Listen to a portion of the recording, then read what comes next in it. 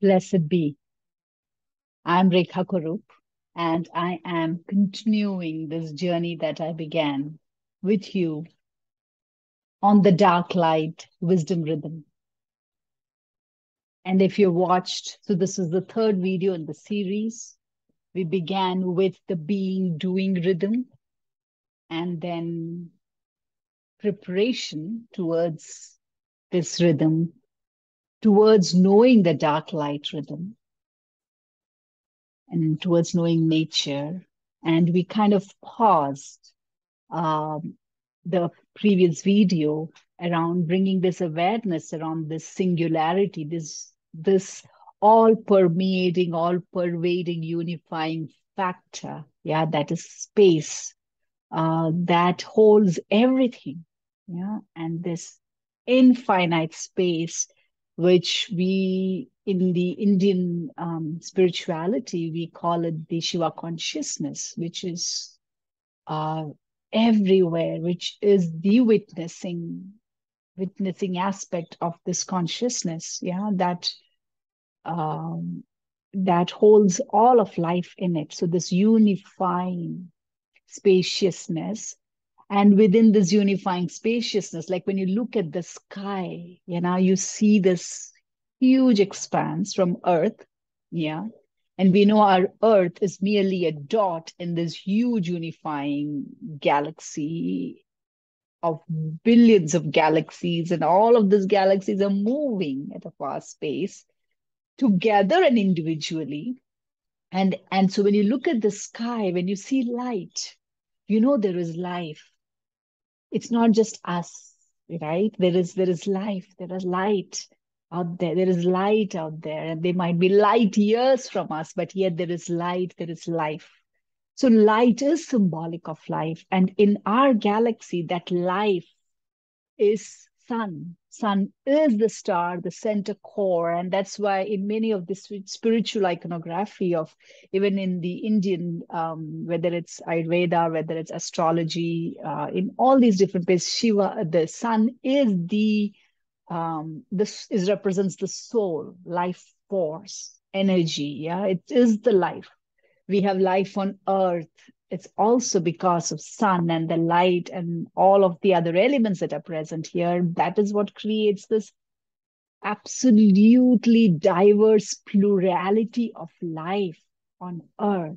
The amazing expression of life on earth is is quite mind blowing. Yeah, and for us, we are here, right? And so something about us being in this expression of plurality in this particular ability, yeah, has all connected to our own movement here on this planet Earth in just this way. Yeah.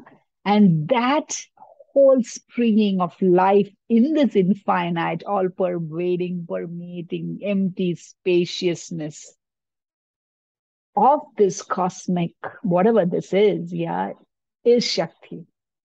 So that means everything that we see is Shakti. So gender or male, female, non-male, non-female, female and male, all of that is also Shakti. So that's where we kind of that's where the last video took us, last sharing with me, last journey. That's where we paused of this really knowing life. Yeah. And this life, like Shakti, has a rhythm. This rhythm comes in this empty nothingness, springs into life, and then in its own time, this rhythm also fades and disappears into this nothingness. Yeah, so this rhythm is life. So everything that is alive has a rhythm. Yeah, and and there's a particular rhythm of being here in this way that the earth got formed, and with earth in billions of years, all the life that came on it or are part of it. Yeah, so that we have a rhythm which interconnects all of us together. Yeah, it's not just in this whole organism of who we are, it is cellular, it is in our cells, it's our organ systems knows it. So they have connection to planets, Yeah, so they all have been formed. So we are the newest of all life on Earth. We as human consciousness is the newest species here. We are the youngest. We are still babies here. In comparison to a microbe or a bacteria or a virus, we are babies. Yeah. So we are still kind of finding our footing, and we are still the most delicate species on this planet. Yeah.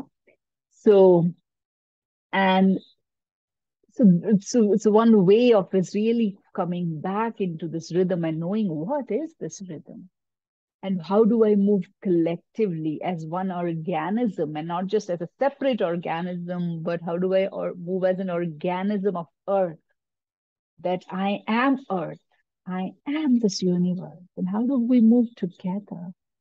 And how do I awaken to that process? And that's what this journey we are beginning to see. I'm inviting you to start seeing and recognizing this rhythm.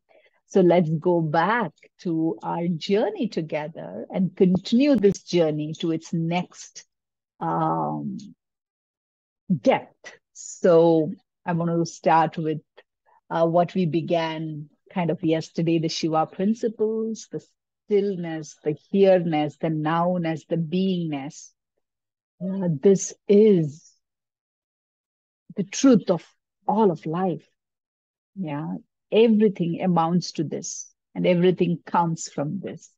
Yeah. So, and life is this, like busy, buzzy, excitement, spontaneous, enthusiastic, effervescent, pulsating life, like our heart pulsating, yeah, pulsating. And yeah, here again, I want to kind of bring this Shiva and Shakti and the E, which is desire, this will that brings us into life. Yeah. And how is this will that has brought us into this expression as we are babies? That's when this will is really finding its movement on this planet. And the way this will is held and mirrored and acknowledged and seen and held is how this will learns to kind of move. And sometimes we become adults, but our will is still so integrated with the world. We don't know our will, the will that brought us here. So sometimes we have to come back to really discovering our own will. And as an adult, to know that we can live this will in this world. And that's also the movement, because the will in you, the impetus, the impulse, has a rhythm, has a movement. And when it is not able to flow in that movement, we feel limited. When we feel restricted, we feel suffocated because we can't breathe, right? So this will is part of everything in our body. Yeah. So, and we learn to move together, not just the mind moving or the feeling moving or the body moving. What does it feel to move together as a rhythm? And so the rhythm, so one of the things that I really kind of open up at the very beginning is this discovery of dark and light. And in our present world, we see dark very differently. We're afraid of the dark. We see dark actually as something negative. And I say negative in this word because negative and positive are very core aspects of life. I wouldn't have this electricity, light, if the negative and positive are not working together. So polarity of this dark and light is very much part of life. Like we have dark and light happening even in nature. We wake up, there is light, and then the light goes away. Yeah, sun is because the earth is moving. We have 12 hours of light and 12 hours of night. And depending on where you are on earth, this can vary. Some places it is 6 months of night and 6 months of light, right? So this and that movement affects who we are. It affects our body, it affects our emotional body, it affects our physical body, it affects our spiritual body. It affects our psyche. It's not just it affects our, it has an impact of who the expression that we come and we move anywhere on the earth. The rhythm can kind of have a different, this dark and light shifts, and that has an effect on our own rhythm. And how do we move in alignment with this rhythm? And as human beings, we have now learned to be everywhere, not like specific species who are certain places, and when their environment shifts, right? They either disappear or they have to learn to grow new aspects in them, which takes sometimes a long period of time. As the human beings, we are making these movements of shifting, changing so fast, and we are not allowing ourselves to kind of catch up and integrate these movements. So this is something, so the dark and light. So this is an invitation for you to really look at dark. Yeah, can we really rest if there is no darkness? Like this womb space, the nest space, this safe space of, yeah, that brings this deep rest, the deep settling, the deep ability to let go, like this closing of the eyes. And what happens when we are unable to close our eyes and feel safe? So we are drawn to be in the light. Yeah, we're drawn, and it's exhausting. So light rhythm is all about activity, movement, yeah, doingness. And then dark is about rest, descending, rooting, going deep, yeah. And in this world, seeing what is your relationship, how do you navigate these two movements? So one activity that I would invite you is to write down everything that write down all the polarities within and around you, that you can say dark and light, like day and night is dark and light. Up, expansion. So if I invite you just right now into your breath, just notice your breath. Just notice when you breathe in, what's up? Life comes in, and just see what happens as life comes in. It opens, rises, and you can't stay there. At some point, you have to let it go. It contracts.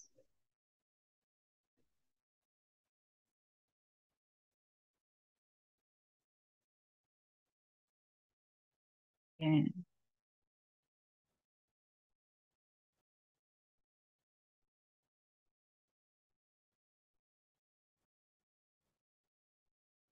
because I'm exaggerating a little bit.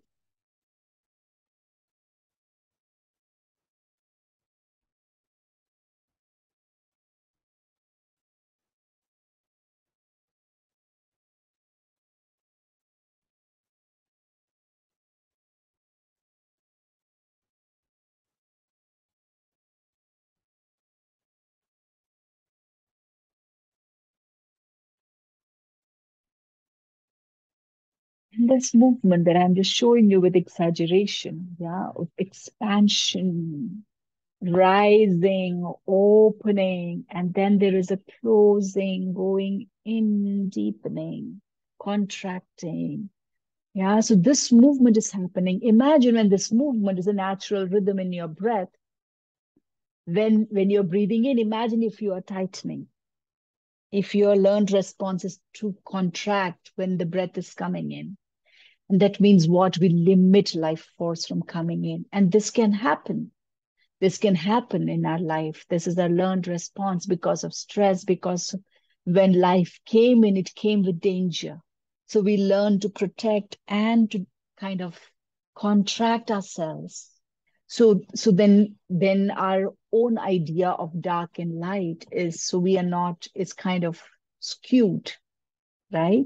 So then we will not really be able to fully be in our life force energy. But what I'm inviting here is to start recognizing the dark and light. Many times people say, I'm very nocturnal. You are not. As human beings, you are not nocturnal. When we call some species as nocturnal, that means they are light receptors in their eyes that function at night. And that is how they are actually able to see at night. We can't see at night. We need a light source to see at night. Our eyes don't have inbuilt light receptors that emit light and that allow us to see. They don't. A cat can. A cat is nocturnal. We are not nocturnal. So when we function nocturnally, we are actually completely shifting our system. Yeah, it's not natural. It's not a natural movement to really recognizing what is natural and what is not, what is naturally dark and light and what is not. Yeah. And so here I have distinguished, I have some polarities for you to see, like heavy and light. Yeah. Water and air, heat and cold, rational and sensitive, active and submissive, day and night, happy and sad, summer and winter, spring and autumn, young and old, masculine, feminine, activity, rest. So this is curiosity for you to see, which is dark. Yeah. So dark is about home and rest and slowing down, and light is about activity, moving into doing, uh, life. Yeah. So, and these movements are happen together. They are forever. So nothing stays forever. It shifts. So this is the rhythmic uh, movement of nature, that things are changing. Yeah. What is heavy will also need to be light, especially for us. Yeah. Winter is heavy, light is less. So there is more darkness, more heaviness. Yeah. So there is a natural heaviness in winter that shows up. That means if we want to be doing, our life needs to move, then we really need to supplement that energy. We need to support ourselves, yeah, with that energy. So here is a list of kind of home and dark, world and light and life. So you can see here, I've put a list of polarities that you can see, where they sit. Yeah. So you can say yin is this flowing, feminine, holding, receiving energy that's connected with the night and the home and the moon. Yeah. So we need home. So there is a movement of being home, and then there's a moment of stepping into the world, and then there is a moment of stepping back into home and world and home and world. So this movement is what makes life possible, and this sustains. And for us, our body is tuned into this rhythm. So when we let our body also walk and align, integrated with this rhythm, we support it to be healthy. We support it to flow, our life force to flow. Yeah. And be carried in our life on this earth. Yeah. So, yeah. And then there is the in-between space, okay, when we are neither home nor in the world. Now, so this the question is for you is, what's your relationship with dark and light? Yeah. On the rhythm, is one right and one wrong? Is night wrong? Is day right? Or is negative wrong and is positive right? Or is negative right and positive wrong? So this notion of right and wrong is very human. Yeah. And this is something that you can start challenging this as an adult. This notion of right and wrong, where does it come from? How do I look at it? What's my perspective? So where am I looking it from? Yeah. And how do these polarities or opposites of dark and light, how do they complement each other? Can one exist without the other? Is it possible for you to choose one and not choose the other? So these are some questions that you can start exploring. Yeah. And yeah, so it doesn't change the nature of the rhythm. Yeah. So here I want to show you the rhythm itself in a very simplistic way. This multi-dimensional, multifaceted, multi-layered rhythm I'm going to show you in a very simplistic, one-dimensional way. So, like you can say home. Yeah. And so this could be when we were a baby, it was our womb of our mother, the nearness of our mother's body felt as home. So, you see how we wrap children when children are born. We allow the child to not fully exposed to light, especially in indigenous cultures. Even in our culture, the first 41 days, mother and baby are kept in a more of a dark space, which not so much light, which simulates the conditions of the womb. So the baby really feels safe. It hears more of its mother's voice. And slowly the other safe voices are introduced. We don't talk too loudly around the baby and the mother. So we really create this womb space. Yeah. And depending upon how our womb space was, or how our initial years or months of our coming into the world was, will also skew this home and world scenario for us, right? So, home is where we really feel safe and connected. It's a deep, restful space. Yeah. And life can never stay there. A baby can't always be in the proximity of its mother's body. It learns to crawl, it learns to explore, it learns to kind of move. So we need this being space, we need this safety, we need this grounding, and then we also learn to kind of step out of it. So if we look at it, I'm keeping giving the example of baby because that is our initial formative years, and the world kind of many times cues this rhythm for us. Yeah, the world in which we are born into, that environment, if it's already skewed in this rhythm, the idea of rest and activities completely skewed there, then that also gets integrated into our rhythm. So we are not in the natural rhythm, we're in the rhythm of the world. So in this journey, what is the invitation is to start recognizing the rhythm of nature, which might be underneath this rhythm of the world that we learn to pick on and live, right? So from home, when a baby begins to crawl, start walking out, explore, enthusiastic. Yeah, it is really doesn't know the world yet. It is exploring. So that's when it is moving from this being space into the doing space. So here, home, the very word home can mean so many things depending on where you are in your life. For a baby, home is mother's body. Yeah, nearness of the mother's body, proximity of the caregiver's body is home. And as you grow up, it can mean it might mean for a teenager, the teenager's room might be home, yeah. Or it could be a blanket that is home. So home is really the deep sense of our essence, where we feel safe to feel ourselves, to just be with ourselves. That is really home. And for some of us, we might not have had that experience of home growing up. So, as an adult, we really need to allow ourselves home. One place of home is nature. When you're in the proximity of nature, whatever that could be, a sunrise, sunset, birds, animals, in their natural setting, there is something that is opens up in us, a sense of home. So home can mean so many things, yeah. And from home, as we move into the doing, into the world, there is a period of transition. Yeah, from home to doing. So from being to doing, from home to world, and in between space. And that space needs to really be given the space to kind of um, flow can be allowed, boundaries can be created, safety can be explored, because doing takes us into relationship with other, and we need that because we are interrelated beings. So we need that to deepen our connection, our expression. Yeah.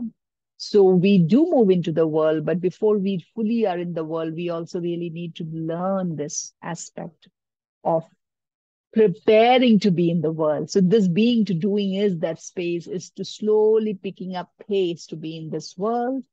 And then once we are in the world, it's colorful. We need to be able to fully be in our expression, to show our expression, to feel safe, to show our expression, to be seen in our expression, to be acknowledged, applauded, celebrated, and mirrored back our expression, right? And that's the world, right? And many times we don't have a world that mirrors back our expression. Yeah. And that means we sink back into home faster and we're afraid of coming into the world, right? So the world is where, we learn to transform and work with fire. So the world is all about this passion and creativity and fire of expression, right? So it is also burning. So fire can both be burning and at the same time it can be digesting, it can be assimilating, it supports all of that, right? So we are in the world, we're doing in the world, and then from the world, we need to also, we can't stay forever in the world. The natural movement is light recedes, and light can be, being in this world can be exhausting. So we find our way back home. And this is again a transition, right? We take on the world, we take on the meanings of the world. And as we start our journey back to home, we need to let go of the world. We need to surrender the world and come back to our own self, our own singularity, our own unified whole. And so this movement is also very important. It allows us to go back into safety, into the world, to be nourished, to be revived, to rest, to be rebirthed at yet again to another cycle. So our entire cellular body is integrated into this movement. Our cells are moving into light and disappearing into darkness every day, every hour. And each organ system has its own clock, inner clock, which allows it to kind of clear, cleanse, and then come back into doing. Yeah. So there is this movement happening all the time. And this movement is what sustains life. Yeah. The health of life. So I'm even giving you an example of a seed. Yeah, how the preparation of a seed, preparation of the ground, then planting of the seed, and then it is in the completely invisible movement of the roots forming. So the seeds need enough moisture to swell up and burst forth. And then the seed sprouts. Until it sprouts, we really don't know if it has sprouted until things. So there's a part of the seed which goes deep, the roots. Then there's a part as it goes deep, there's a part which starts moving towards the sun and starts rising up like an inhalation. It rises up into life and then it is rising, deepening, and expanding. The branches expand, the roots expand downwards. And the higher it has to go, the bigger it has to be, the tree, the bigger is the root system, the bigger is the branch system. Yeah, so these systems are kind of very moving. They are complementary. Yeah. And then this is again the buds come. And when the buds appear, it's the most sensitive. Yeah. So there can be insects, there can be all kinds of other interaction that happen with the world, and it is the survival of that bud becoming a flower and then interacting with other life forms, bees and insects that help it pollinate and carry it forth. So this connection or interrelatedness is part of every life. We cannot exist on our own. And then fruits come, and then the fruits are carried, and they carry the seeds, so this movement, it supports, and then all ends well, and then it again begins to disintegrate and decompose, and it becomes part of the earth, and then again a new cycle begins. So this cycle you can see in everything. It's part of our breath, it's part of our heart, it's part of every organ system, be it liver, be it our pancreas, be it our stomach, our digestive system. Everything is tuned into this inner biological clock. And this inner biological clock is billions of years old, and it is called, that's what we are going to look at today, is this old system and these different layers of systems that kind of carry this whole organism of being human. Yeah. And so in this journey, we are going to really look at this. We are going to look at this thing about I am nature and how all these things are right here.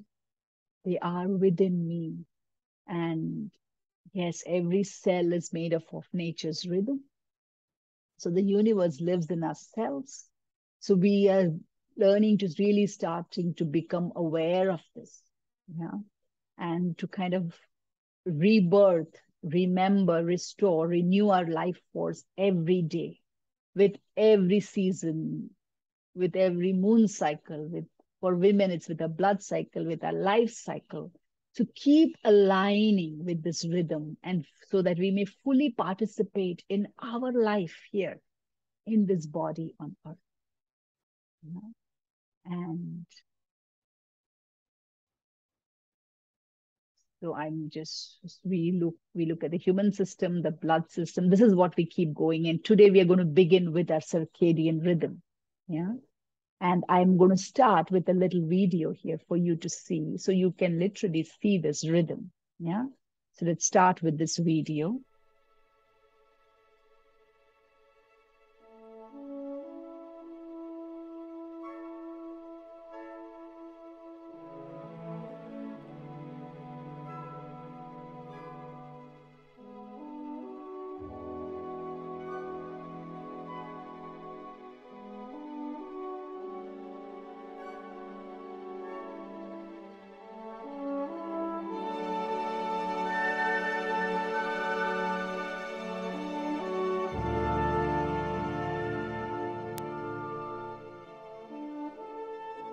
So I want you to really look at this upward movement and this downward movement that's happening and how they complement each other.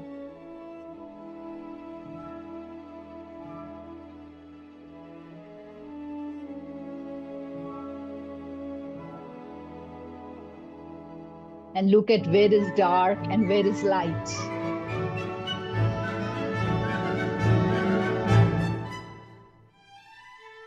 And look at the music as well, yeah, how it is working.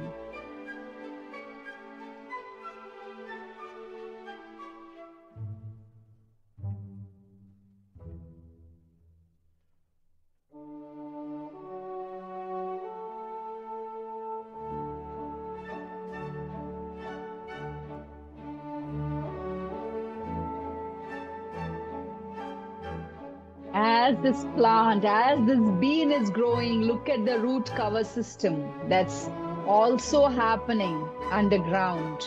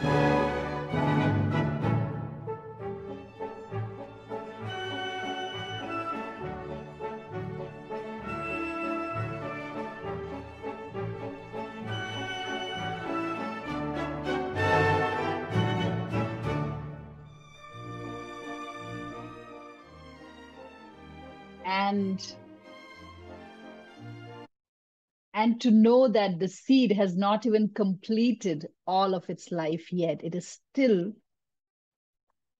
has to go a long way, right? So it will become, depending upon each bean's life cycle or each seed's life cycle, it will take the time it needs, exactly the time it needs. It never deviates from its course. Yeah. And it is not even aware of its course. It is so coded in it that it just happens because nature runs the show. In a human being, we have somewhere in this evolutionary process, we have discovered this ability to become present to this happening. And then we think that we have the room to completely do our own thing. But in that sense, not really so. Yeah, we just becoming conscious of this movement, we become conscious to this magnanimity of this universe that runs the show. So whatever we call creator or creatrix or this energy, this whatever this is, to really become present to it and flowing in your own life in alignment with this rhythm. Yeah. So we kind of looked at this. So I want to take us forward. So we come to the very first rhythm. Yeah. This rhythm of the day and night. Yeah. This exact way that we are on earth. Yeah. And the way that life got formed on earth billions of years ago, the way earth got formed, where the earth was hot and molten lava and fire for millions of years, and then that cooled, which brought about water bodies, and then the earth was water for a long time, and through this water slowly earth surfaced, and on this water surface life, in this water surface life, and at some point this water surface as land mass also got kind of emerged. These water bodies somehow found their way back on land, and each of these movement took millions of years. And as each progression happened, a new species, a new integration, and yet all within this dimension of day and night cycle on Earth, very unique. So you can't just go to Jupiter and form a life. Even wherever we go outside of Earth and Earth's environment, we need to create a particular suit that actually keeps us in the Earth environment. So we are Earth beings. So if we are born on Jupiter, in the Jupiter natural environment, not we, whatever life is born there is very much, will be very different from who we are and how we are. So we are earth beings who can breathe here. This entire environment created us. And one of the environment is this 24-hour day-night cycle, night and day cycle called the circadian rhythm.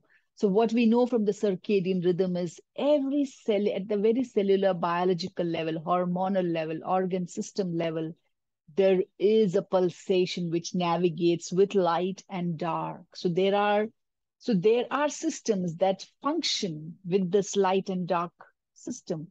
And what is that? This is also called as a sleep awake cycle. So when we sleep and with darkness and waking up with light, this movement actually has sustains our health, our survival, our thriving on this planet. Yeah. So here I want to show you this 24-hour clock. Yeah. And okay, here I again want to show this. This is a particular 24-hour rhythm of this is a video that I found just to see when the light moves, how the light moves in the sky. Yeah. And how this has an effect on you. Because many times in the way that human beings have created these very concrete dwelling, we are completely unaware of the sun outside. We have created artificial light, and the artificial light runs our life. So we can be forever in light, yeah, and never having to rest, right? And that has an effect on our life force. Yeah. So let's take a moment to kind of look at this video and see. I just inviting you to stay with your body and see what opens up. The yawn comes up at certain times. If there's an exhalation that comes at certain times and some energy happens, just stay cued to this. Yeah. So this is a 24-hour time lapse video starting from 3 a.m., 1 a.m. to 1 a.m. 2012.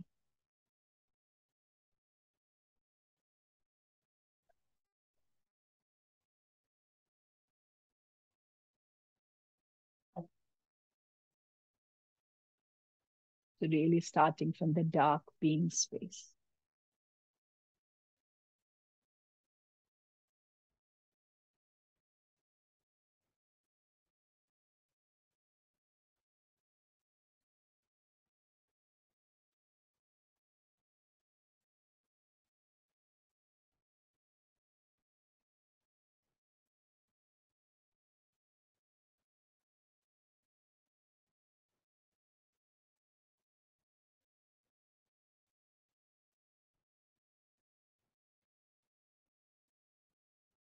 That little flicker of light there, it lets us know that the video is on.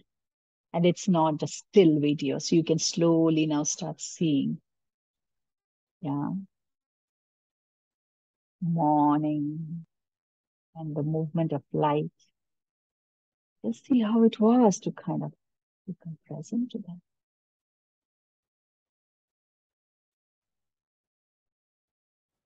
And look at the shadows and the light,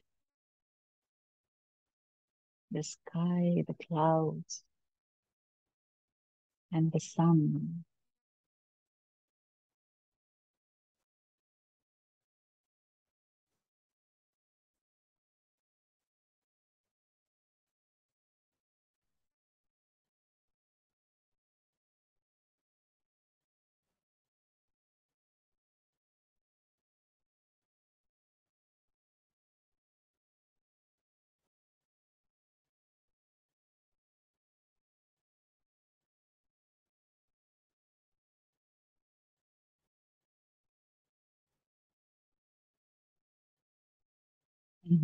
And look at the clarity now versus when it was before. So it's kind of noon. And so the clarity which comes during the day that we can see, and it affects every aspect of who we are as well.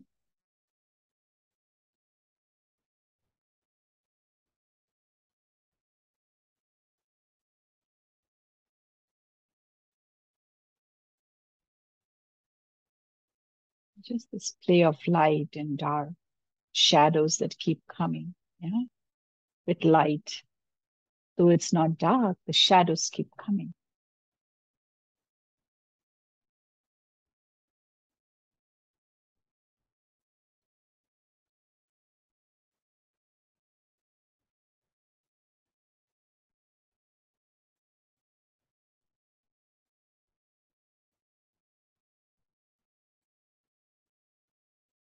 Again, you can look at the sky shifting. And if you look at this is August, so it's quite summer. It's transitioning into autumn in September. So it's still long days. August is still long days. And this is Northern Hemisphere video, a village in Europe.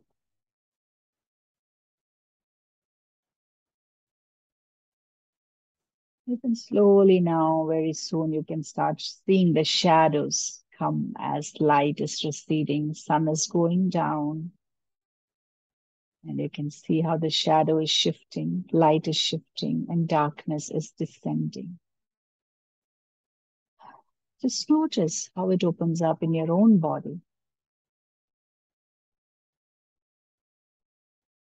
and how fast the dark comes, and there comes the source of light, our moon. So it's very much on a full moon, as you can see, the moon rising.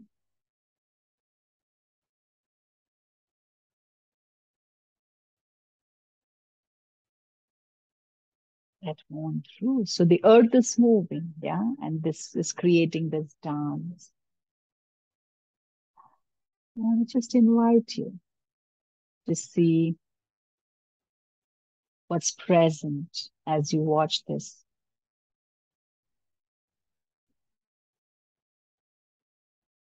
Yeah, your body, your feelings and sensations.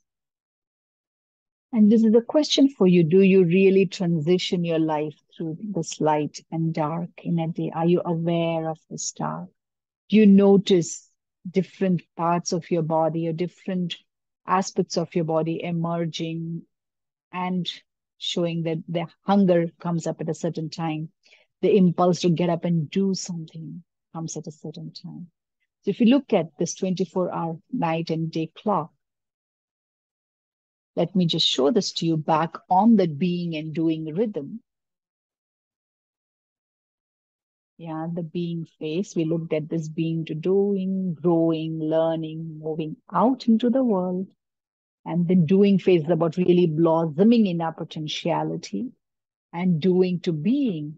Again, you're moving into our way back home when we need to really let go of the world so that we can fully rest, fully be in our own deep space. Yeah. because the being, which is the Shiva space or the Shiva consciousness, is the very source of our energy. So if we don't make room for the being in our day-to-day life, then our doing is very exhausting. Yeah.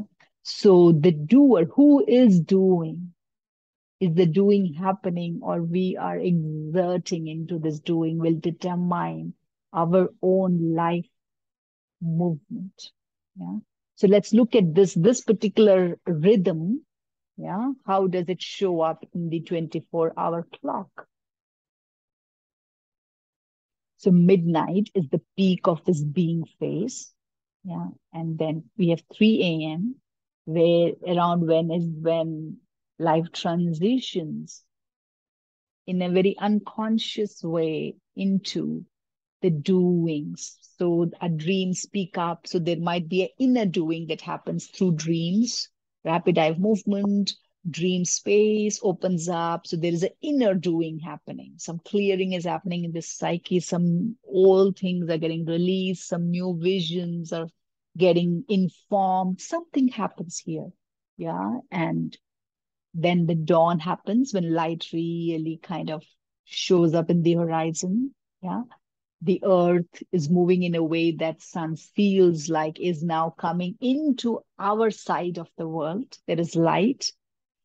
And then 9 a.m. is when, so is a time, is that gateway of really stepping out of the home, planning in, doing all that and stepping into the world, fully being into the world. So, yeah, we're in the world, in our doing, relationship, the other, connection, community. All of this is here in this fire. So this is also when our fire peaks up. That means time to nourish, nurture, feed this fire of the body, feed the fire of passion. So there are so many fires. This is also because we are in with people. There is also the fire of criticism, the fire of um, uh, pain that comes up. All this fire is when we really learn to kind of allow this fire to move and express and recede. So this is also, this is when the fire is really showing up, not just inside but also in our own interaction. Fire is what gives us shine as well. So, and then of course the light recedes. So you will notice around 3 p.m. there is a dip in the outside. There is a little sinking. There's a quietness that can show up in nature during this time, and you're aware. And this is a great gateway to actually draw back or take a 10-minute pause, breathing, some meditation practice, some mindfulness practice, Jinshin Jutsu practice, any practice, some Tai Chi, any of these practices at 3 p.m. really help this body to slow down. Yeah. And as we are shifting again now is a return back home. So it can be a literal return from work to home, or it could be a shift within. Yeah. And then again, the darkness hits. Yeah. So dusk and dawn are the times when dawn is when darkness meets light. And there is an exchange almost like of a relay, of a baton. The darkness says, I can't walk with you further. So here is the baton. Take this life force further into light. And then light comes. And when dusk comes, happens here, light gives the baton back to darkness, says, I can't walk with you. Now you take it and take this life force. May it be protected, and may we meet again next day morning, yeah, at dawn.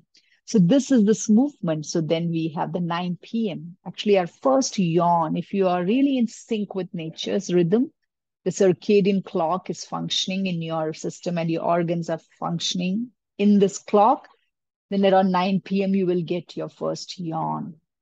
And if we start really making time to transition into our beingness by dimming our lights, reducing our light, this sleep that you get between 10 to 12 is actually very, very, it's twice. So 1 hour of sleep between 10 to 12 a.m. is equivalent to 2 hours of sleep. Yeah, in that sense, right? It gives you a lot of deep rest. So it might not even be consciously sleeping, but even just transitioning space from your active computer light, phone light, putting all the gadgets off, listening to music. So your right brain activity, the parasympathetic nervous system, really allowing that to peak as you go into, so it might be transition of moving into your bedroom, go having a shower, or washing your face and hands and legs, bringing some water and moisture. And so that you can kind of start getting into this rest. So all your organs are now also getting ready to kind of offload, clear, prepare enough so that in the morning there is excretion and things like that. So your body is also getting ready to do. And what we know today is this. Let me show this to you. Yeah. So in this clock, I want to show you this clock. Yeah. So this time you can really sleep soundly. Very deep sleep can happen, or deep meditation can happen. But this is also the time when lungs are really expelling toxins. So that's why many times in yoga practices, they say wake up early and do your asanas, do pranayamas, because it will really support the body. But at the same time, also knowing that your body temperature can really drop during this time. So when you wake up, you wake to the right side and slowly.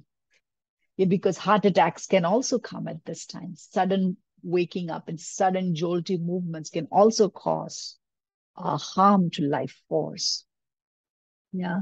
And then as we wake up in the morning, yeah, it's like waking out of fasting systems. So systems are dry, a lot of work has happened inside, the kidneys and the pancreas and the digestive system, the stomach, everything has been kind of moving to release clear toxins. They've been working.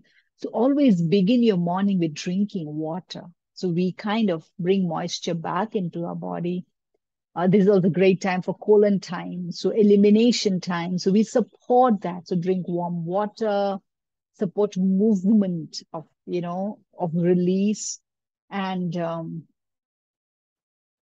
yeah, and slowly our activity. So you can see that our blood pressure rises around this time. So this is also the time when we are getting into kind of into life. So really taking care to not overwhelm the system by grabbing your phone and reading news or watching news. All these they're very harsh on this very delicate, vulnerable time. Yeah. And then having a light breakfast, Um, this is also the time when excretion needs to happen.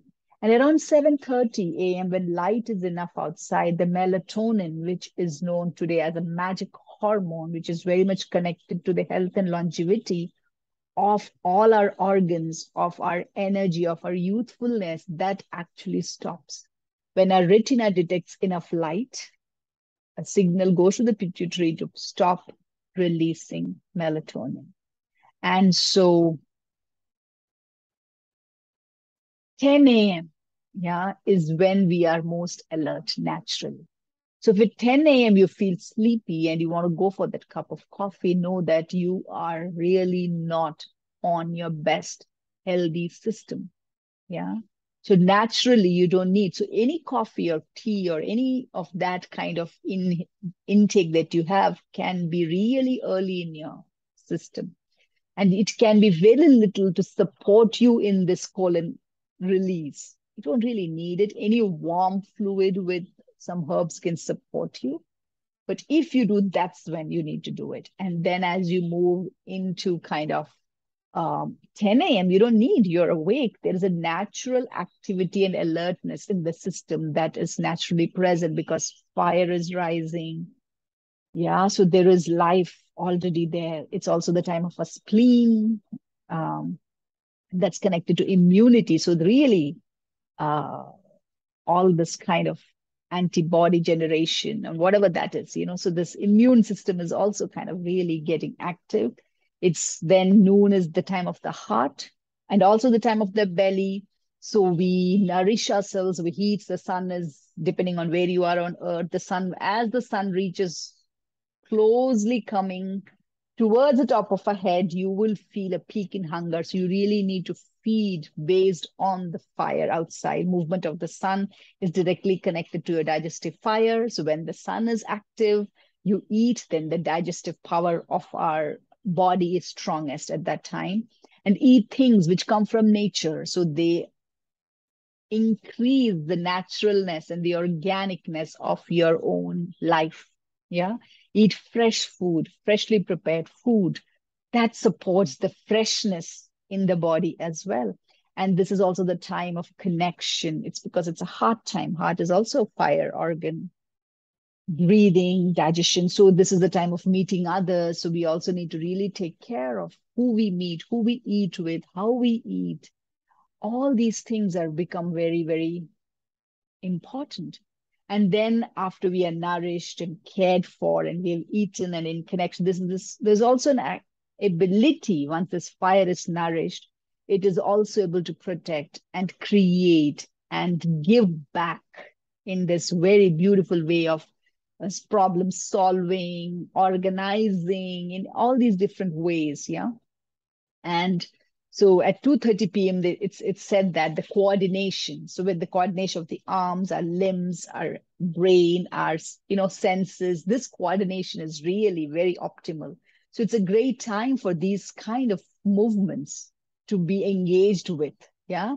And then, of course, we have the 3 p.m. And then again, you will feel this need. There's a dip in the energy that happens. And how do you kind of ride that? There's a dip in the light. At the same time, it opens a different gateway of reflection, of deepening. So there's a deepening. So we need, while we expand, we also need to create depth. We need to deepen our roots. And that comes from 3 p.m. That opens up. Again, it's that time of nourishing yourself, have detoxing, some form of detox of, or whether it's of your phone or whether it's of people, whatever detox. So make room for some form of detox at this time. And then you can meditate. And this is also the fastest reaction time. So this is the time that you really need to kind of protect yourself from getting triggered. So triggers can be very common during this time. Yeah, that 3 p.m., that's transition time. And as we move more into the dusk time, the sun is kind of really going out of our sight, out of our proximity. That means the fire in our belly is also kind of go extinguishing. Yeah, it is not the time to kind of eat heavy food. So we support, so eating warmer foods in winter. If it's winter when the fire is really cold, there's no fire, that you heat hot, steaming things so that you support the belly in this digestion. This is also the time to restore energy. And as light dips, there's a very different shift in our blood pressure, in our heart rate. So we are really now kind of moving on to the parasympathetic nervous system from the sympathetic nervous system. And so as we are going deeper, this is the time of moving into home. So sitting with family, the community part. It's also time for very deep intimacy opening up.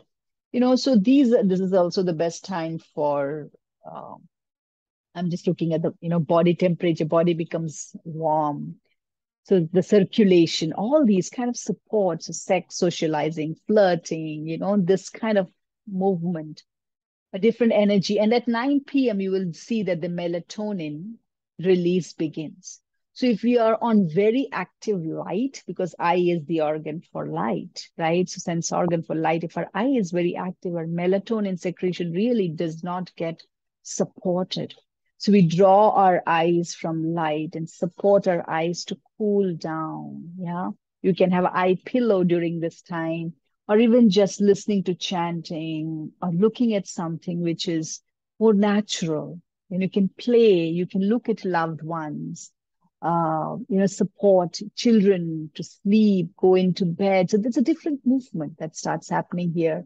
And so you can see the evacuation gets suppressed. So colon deactivates because now the colon has to do other things, right? And then when we sleep is our gallbladder time. Yeah. So gallbladder liver, pancreas, all these organs are really kidneys. They are working once uh, the nighttime begins in deep cleansing process. Yeah. And so if you don't allow the fire to completely move out of a system, the light and the activity, it stays in these organs like our gallbladder and liver can really hold on fire. Yeah. And then it starts affecting their functionality. Yeah. And so 2 a.m. is when you are at deep sleep. Yeah. And it is when we get the deepest sleep. So if you go earlier to bed, you are able to enter into this gateway and deep sleep. So melatonin peaks up during that time. Yeah. So this is when we are able to align into this rhythm, we feel a natural wakefulness, clarity when light is there. We don't need artificial stimulants to kind of bring alertness. Naturally, there's an alertness, it peaks, and then the alertness also goes in a different direction. It actually it doesn't diminish, but it shifts in deepening. It expands and it deepens. Yeah. So this is the rhythm of the day. This is the being to doing, doing to being, this rhythm. Do you align with this rhythm, or you're just doing, and when you come home you're still doing, and you just don't know how to rest? Even when you go to bed you never get deep sleep, so you are doing even in your sleep. And when you wake up, you feel more exhausted when you wake up. That means that your life force is so caught in doing, and then you need to start looking at how do you create the space for your life force to kind of unwind from doing. So these gateways of being to doing and doing to being, how do you transition through them? How do you make space for them? Yeah. And so this is where we are coming into this. What is circadian rhythm? Yeah. So it is a 24-hour internal biological master clock that is running in the background of our brain. And it cycles between sleepiness and alertness at regular intervals.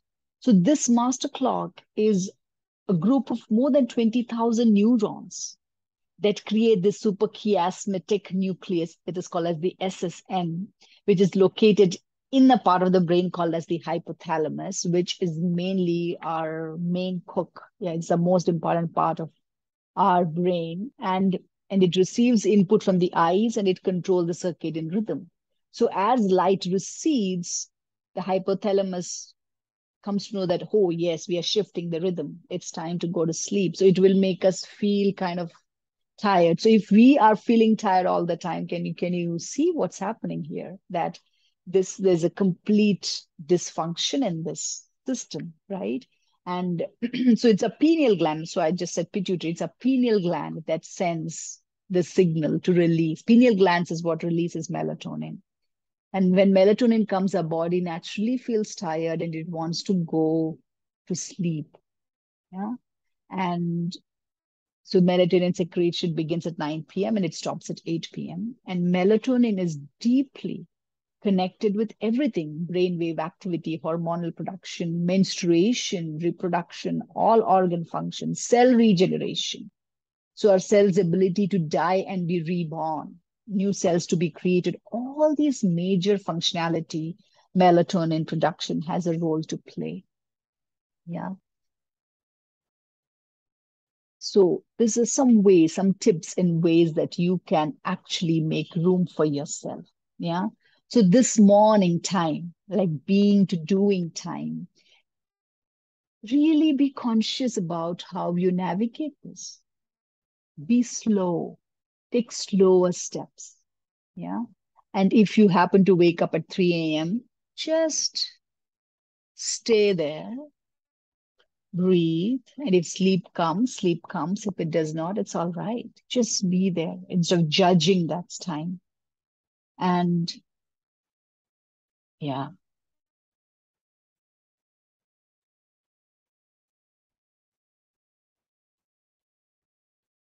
yeah. So in those morning, this phase of your life, really making room to navigate your needs, really building the foundational block for that day. So planning, preparing all aspects of yourself, nourishing all aspects of yourself.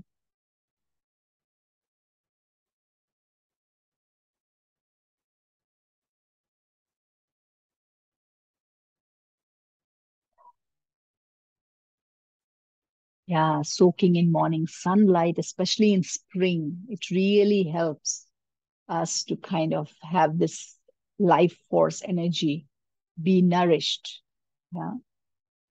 So here's a simple morning routine. Wake up, water, have a bath, have lemon water, do some yoga, have a healthy breakfast, do some planning, do some beauty rituals, nourishing touch rituals, air and water. You really care for the air and water in this phase of your life. Yeah. And then comes phase two, yeah, which is 9 a.m. to 3 p.m. You can see this image of abundance, yeah, life in its full flavor, yeah, your fullest, wildest expression, allowing to give and to create and to move, expand, really meeting life, yeah. And depending upon how we kind of show up in our being to doing phase, it translates into our doing. So just inviting you into reading this.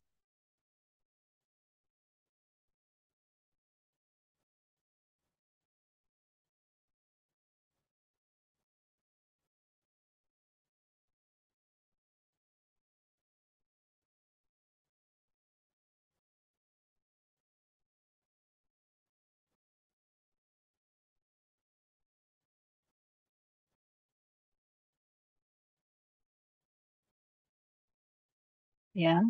So that was that phase. And then so even that phase doesn't stay. Yeah. So there is a transition at 3 p.m. to 9 p.m. is to really slow down.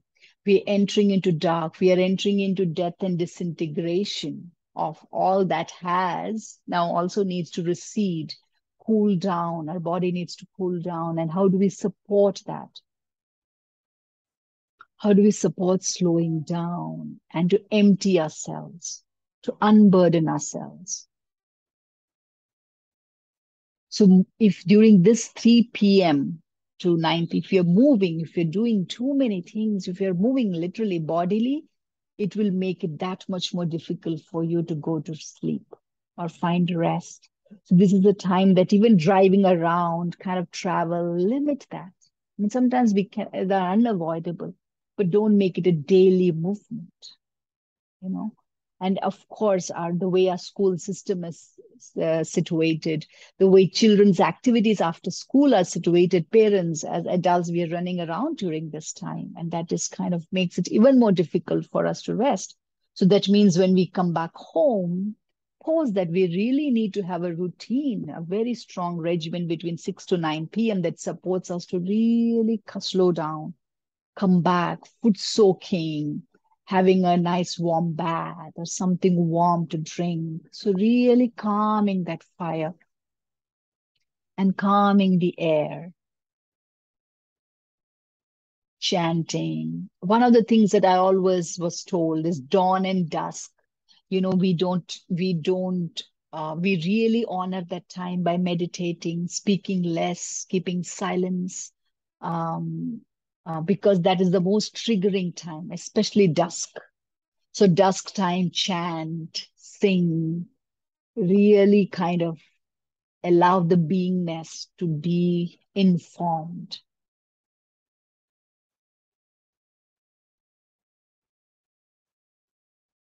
I have this practice where I don't have any white light. I have all orange lights in my home, and I reduce light in my home in the evenings. All the lights go down. I light a lamp. I have these small lights which create this very diffusing quality of light. And it makes me really know that it's evening. And now it's autumn when I'm making this video. The sun is like by 5:36, it's dark outside. It's 6 and it's pretty dark outside. So, so I kind of allow myself also to kind of move with that pace. Yeah.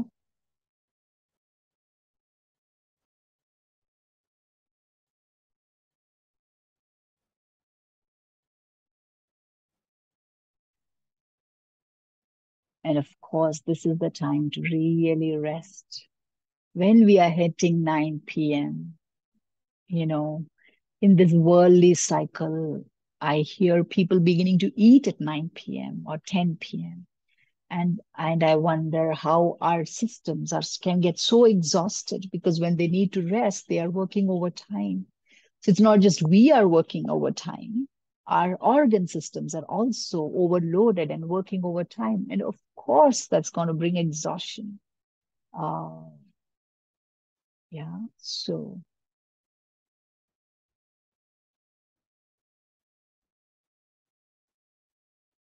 these are ways that we can really start teaching children, having a culture at home that by 9 p.m., lights are low, we speak quietly, we speak slowly, we speak in low pitch, we play music, or we sit and doodle together and we read. Yeah. So these kind of culture that adults can mirror for the children, reading a bedtime story, uh, all these kind of really support are the melatonin secretion.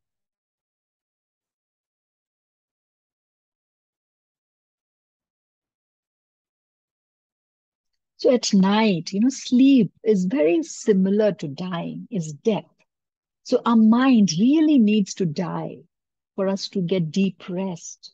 So when we can fully sleep, fully go into deep rest at night, we wake up into a new life. It's a new birth.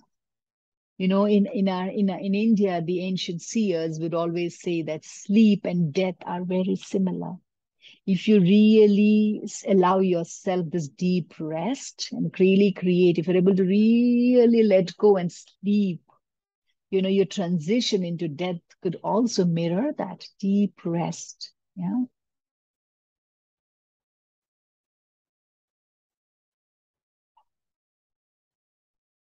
Yeah. And I also wanted to kind of bring awareness to the Ayurvedic clock here. And I don't want to kind of put more emphasis because I don't want to confuse you more, but you can look at there is the Ayurveda clock of the Pitta, Vata, Kapha, and that also every 3 hours it's changing in the day. Uh, every 4 hours it's changing. Every 4 hours is Vata and Kapha and Pitta.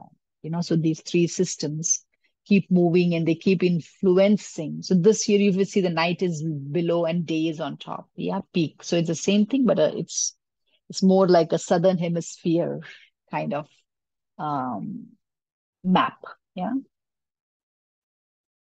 Yeah. So the circadian rhythm can be offset by erratic lifestyle, irregular sleep, constant traveling, jet lag, excessive light stimulation, physical and emotional stresses, untimely, irregular eating, unseasonal, inorganic, unnatural processed food, trauma, yeah, our own trauma map. So our trauma map is when the world becomes the rhythm and we lose in touch with our own natural essence, our own natural rhythm. Yeah. So that can also, all these things can have a debilitating effect on our circadian rhythm. And the amazing thing about our circadian rhythm is that the minute we start putting attention on it, it is already there. It's the essence of who we are. It is just there. It is still working in spite of all these hardships. It is still moving. That's the only way it will move. It may become a slower system, but the minute we start putting attention and start shifting our environment, it really starts picking up. Yeah. So this is a little bit about melatonin, how old this melatonin is. Nowadays, you get melatonin glasses, you get melatonin pills, but I always invite this natural movement to always support this natural movement of the body to release it. Yeah. Unless it is so deeply debilitated. Yeah. And melatonin, the presence of melatonin also supports women to have a painless menstruation, a rhythmic ovulation, and a hormonal balance.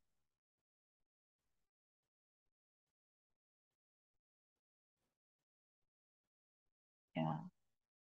For women, the minute we are too much in the doing cycle and we are not able to give ourselves a rest, the very first thing to get offset is our bleeding cycle. Our hormonal balance, our menstruation cycle goes off because we are more feminine. We are more, because of our womb's place below our navel and right near the genitalia, and our genitals and our wombs interconnection and the bleeding and the baby and all these movements, our dark systems, our body systems, our deepening rooted systems really influence very strongly being a woman. So the more we move away from our body, the more our body affects, our body rhythms get affected. So it is so important for women to really um, come back into the rhythm of nature.